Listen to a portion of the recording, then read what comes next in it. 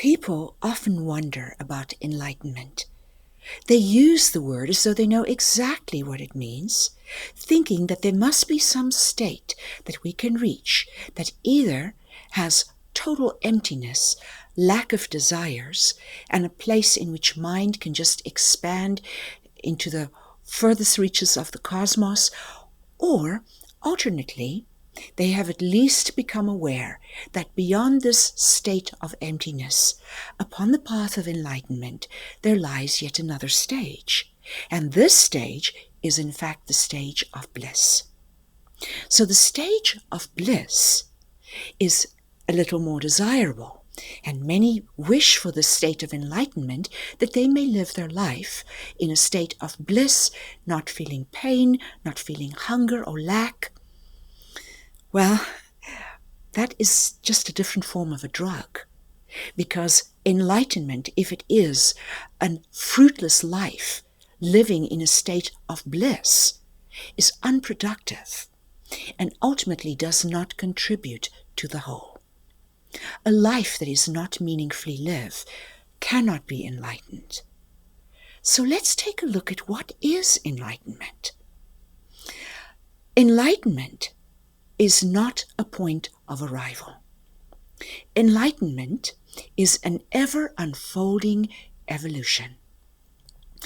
It's interesting how it happens, because like a pyramid that in perfect proportions would have a specific ratio of its sides to its base, think of the sides as emotion. Think of the base as perception. As we go through the stages of man's evolution, coming all the way to the apex, which is ascended mastery, the different phases within the stages of ego identification, God consciousness, ascended mastery, the evolutionary stages of the consciousness of man, in fact, at times, the base, which is perception, goes very, very large, and then there is hardly any emotions as the sides flatten to accommodate this enlargement of the pyramid base, if you will. Other times, emotion gets incredibly intense, very much elongated sides of the pyramid. The base becomes too small for the sides.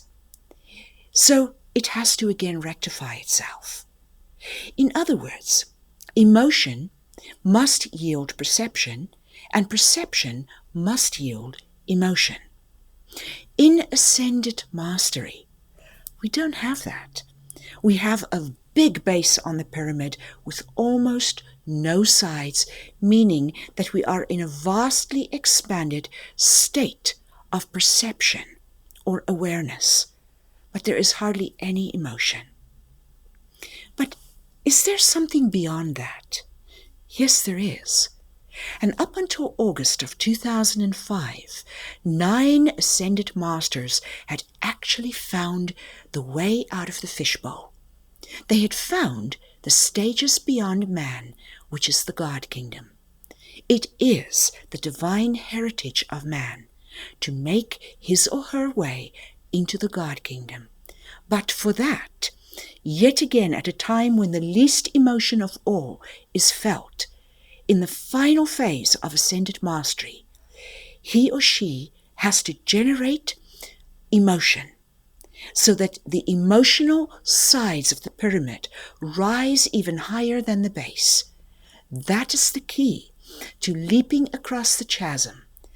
The saints of all ages have called it the Great Divide because of the fact that beyond it, there is a very large leap to get to a whole new kingdom, a whole new species, if you will, a God being in the flesh.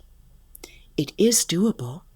There are ways in which the emotion can be raised, and it utilizes sacred sexuality or the rising of the Kundalini, which will once again prompt you into emotion. It is doable, yes, but only if you realize that life is in fact a journey, not a camp.